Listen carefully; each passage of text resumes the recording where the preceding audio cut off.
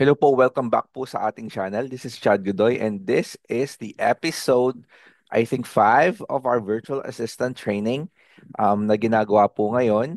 So today our topic is project management. So today pakikitaan ko po kayo no, ng mga tools na ginagamit po natin sa ating project management. Sa ginagamit po natin sa pang-araw-araw po natin na trabaho as a virtual assistant. So yan. Ang project management naman po is hindi naman po ito kahirapan. It's just like part of your skill as a virtual assistant kung saan ino-organize mo yung mga trabaho mo sa isang lugar as a project in order for you to look at it on a bird's eye view. Kumbaga, para meron kayong broad at micro look no makakita nyo ng malawakan yung trabaho nyo at least at at para din makita nyo ng malapitan yung trabaho nyo. So, paano ko ba yun i-explain? Huwag na nating patagalin. Let's go. No, so the tools for project management are that I'm using, no, that are Trello, Asana, and Monday.com. So yung tatlong po ito na to, ginagamit ko po. So, ang ginagamit ko currently sa team namin, doon sa current po na long-term commitment natin na trabaho is Monday.com na po. No? Dati po Trello kami, pero Monday.com. Pero still, I'm using still my Trello.com account kasi po, dito ko nilalagay, no? Dito ko ino-organize yung sarili ko. Hindi po ibig sabihin nun na hindi ko ginagamit sa Monday.com kasi hindi po siya maganda, hindi po ganoon. So, iba't iba ko po kasi ang benefits no kung ng iba't ibang produkto no, may kanya-kanya silang style, may kanya silang look. Pero mas trip ko kasi yung Trello kasi dahil madali siyang gamitin para sa akin. Pero still I'm using Monday.com para sa work ko, pero yung paano ko i-organize yung sarili ko, dito ko ginagawa sa Trello.com. Um, yeah, and Trello.com po, sure, is free, no? Libre po yan. Um, ah, ah, das, kumbaga, libre yan, pero pwede kang bumili ng mga premium niya, no? May mga premium benefits din. Kung gusto mo pong magbayad, wala pong problema yon. So, wag na po nating patagalin, no? Let's go to Trello, no? Para ma-introduce ko po sa inyo paano ba siya ginagamit, ano ba yung benefits niya, no? So, let's go. So, ito po yung Trello. Lapit po natin para makita, no? So, sa Trello po, ito po yung itsura niya, no? So, may iba't iba pong mga workspaces. Yung workspaces po, may mga kanya-kanya po yung may-ari, no? Pag sinabi po kasing workspaces, ito yung mga pwede mong iba't ibang kumpanya, grupo ng tao na meron silang workspace na pwede kayong magsama-sama, no? Yun yung tawag doon. Kumbaga, si si ano si tao o si kumpanya, meron silang sariling workspace na pwede ka nilang add as a team member, no? Ang tinatawag naman pong boards, kagaya po nito, yan. Ito po ang tawag po ng mga rectangle na yan, square tuloy. Ay ang tawag po ay yung tinatawag po nating boards. Yung boards po, sa loob niyan, doon po natin na-organize yung sarili natin. For example, yung trabaho ko po sa VA sa isang kumpanya, hanapin natin yung workspace. O ito, kunyari ito, under Joe Workspace, pero yung board na Chad Projects. Kumbaga, under ng isang team, pero yung board is specifically provided for me, no? So dito, para at least nakikita niya yung anong ginagawa ko on a day-to-day basis, anong mga to-dos ko every day. So makikita niyo dyan, to do every day. So yan, yun yung mga kailangan kong gawin every day as a VA. Every week, no? Inorganize ko po kasi siya na ganito. Every day, every day, every week. Tapos, ginawa ko po every month, no? And every 3 months, meron pang every 3 months. Para po, wala po akong makaligtaan, no? Na gagawin sa pang-araw-araw po na trabaho ko as a VA. Para meron po ako, yun nga, yung tinatawag po nating bird's eye view, no? Na malawakan mo makikita yung task mo o parang once in a peak na everyday punta ka dito, tingnan mo kung nagawa mo na ba yung trabaho mo, Ano ba yung kailangang i-add na detalye sa trabaho mo? Kasi po, ito po, under Joe Workspace, di ba? Under Joe Workspace, merong Chad's Projects na board. Ang tawag doon, board. Pero under the board, inside the board, meron po tayong tinatawag na, yan, yung mga category na anong pwede mong ilagay. And then, meron tayong tinatawag na cards. Ayan po, yung mga, kunyari, itong under dito sa category na to, no, sa column na to, merong iba't may kanya-kanya siyang pangalan kung makikita nyo, na ba? So may kanya-kanya silang title. Yung kanya-kanya title na yan refers uh to the things that I have to do. For example, send rich inbox, update ads, check food logs, update number of book calls, check hello email for reboot issues. Kumbaga under dito, nakikita ko na. I mean, nakikita ko yung ginagawa ko, no? So, under dyan, pwede kang maglagay ng um, detalye, no? Kung kunyari, description ng trabaho mo, kung may mga importante kang detalye na gusto mong ma-mention, no, para hindi mo makaligtaan, or meron kang mga links na gusto mong maalala na gagamitin mo para sa trabaho na to, meron kang mga references, meron kang mga standard operating procedures. In this case, wala po akong nakalaman, no, ang title lang kasi kailangan ko lang naman yung title para maalala ko. Pero in the case of whether you need something to put on. For example, eto, 'di ba, may detalye, may pagkakasunod-sunod ng gagawin para hindi ko po makalimutan, no? So, nilalagyan ko po ng detalye, no? So, pwede nyo rin pong gawin yon, no?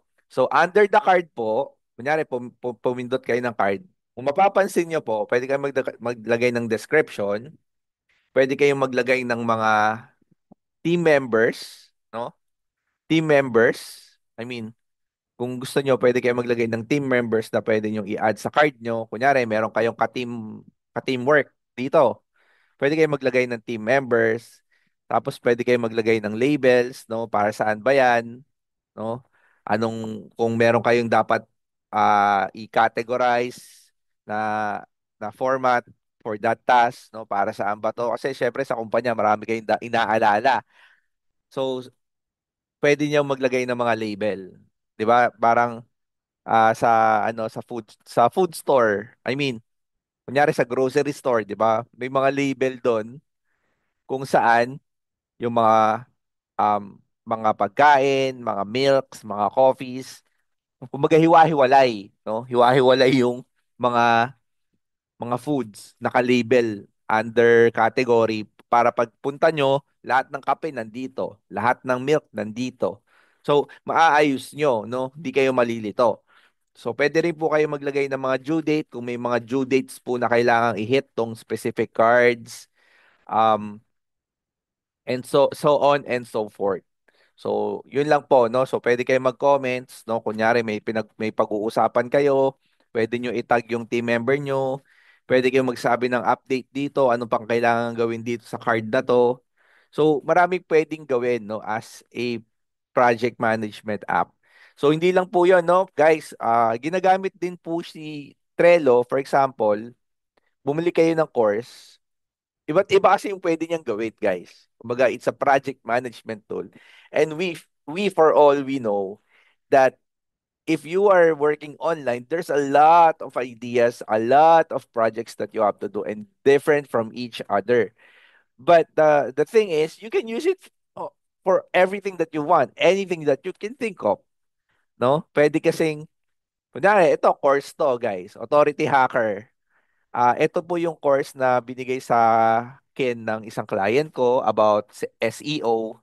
So, under the course, ayan, makikita nyo may mga column-column, 'di ba? Column A, B, C, categorized na per topic, 'di ba? Pwede kayong gumawa ng course na i-categorize nyo per topic, nandito na. So, etong workspace na to under authority tracker, etong board na to, step by step, 'di ba? Kunyari, watch the battle plan. Lesson, lesson URL, pindutin mo lang to, pupunta ka na doon, 'di ba? Brainstorm a initial niche. Yan, kunyari, brainstorm. Meron ng URL, tapos meron ng description ano yung gagawin mo. So, gumawa sila ng tawag dito. In other words, guys, Meron silang course, pinasok nila dito. O kaya, kunyari, may VA ka, gusto mong matuto yung VA mo.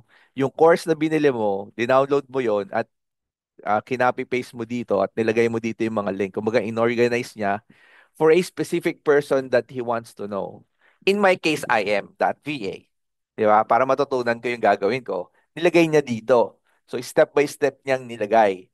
Para hindi ako malilito. Ang gagawin ko lang, punta ako dito, titignan ko to, tapos pagtapos na, may mga pinipindot-pindot dito na checklist, di ba? Kasi pwede ka rin guys maglagay ng checklist eh. Kunyari, natapos mo na. Make a copy of the niche analysis spreadsheet to your Google account.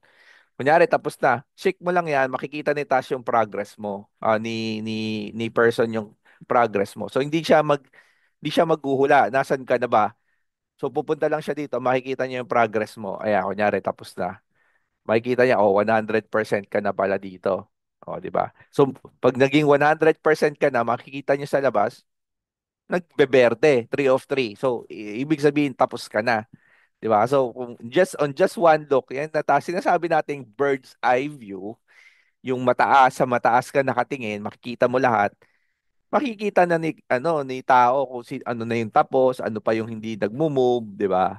So iyon yung po yung ibig sabihin ng project management. You be able to manage yourself, you be able to manage a team, you be able to manage a project, you be able to create something kasi guys, kung titignan mo, pwede rin to sa YouTube channel, 'di ba? Kunyari, meron akong YouTube channel, to Chad's World. So sa YouTube, syempre may kanya-kanyang topic, 'di ba? Kunyari nag-iisip ako ng ideas, ilalagay ko muna dito yung idea ko. So pag na-create ko na yung idea ko, ang pwede kong gawin, ililipat ko na dito, 'di ba? So sa description. Paglipat niya sa description, guys, paglipat niya sa description, dito ko na ilalagay yung description ng YouTube ko, ano? Ano ba yung mga hashtags, ano ba yung mga script, ano ba yung mga kailangan kong gawin, no? Sa video na 'yon. Tapos pagkatapos noon, eto, ililipat ko dito, no? Paglipat ko dyan, pwede ko nang i-shoot yung video na gawa na po yung detalye, no? So, para po siya doon, no? Namamanage ko yung YouTube ano ko, channel under dito, under this board. So, 'di ba, kung mapapansin niyo, marami siyang ginagawa, siyang pwedeng gawin na talagang napaka very useful in order for you to accomplish something, no? Accomplish something that you want. So, hindi ko na po patatagalin, no? If you want to try Trello.com, try it in your own time, in your own pace. No, maging ano po tayo, ang gusto ko lang sabihin sa inyo, huwag niyo lang tignan, bisitahin nyo rin po yung application, tignan nyo kung ano yung pwede nyo gawin doon, ano yung pwede nyo maging project, o kaya gamitin nyo sa pang-araw-araw nyong buhay, i-manage nyo yung sarili nyo, di ba? Kasi VA kayo eh, kailangan matuto kayo mag-manage ng sarili bago kayo mag-manage ng kumpanya. Kung di nyo kayang i-manage sarili nyo, eh ano silbi? Joke lang. So yun lang guys, no. Welcome po sa ating channel and please don't forget to subscribe on this channel po. Please lang, no, para makatulong po tayo sa iba and hit the like button and comment. Comment lang po sa ating comment section, no, para po sa ating video ngayong araw na to. Yun lang po guys. Maraming salamat and God bless to all of us. Thank you po.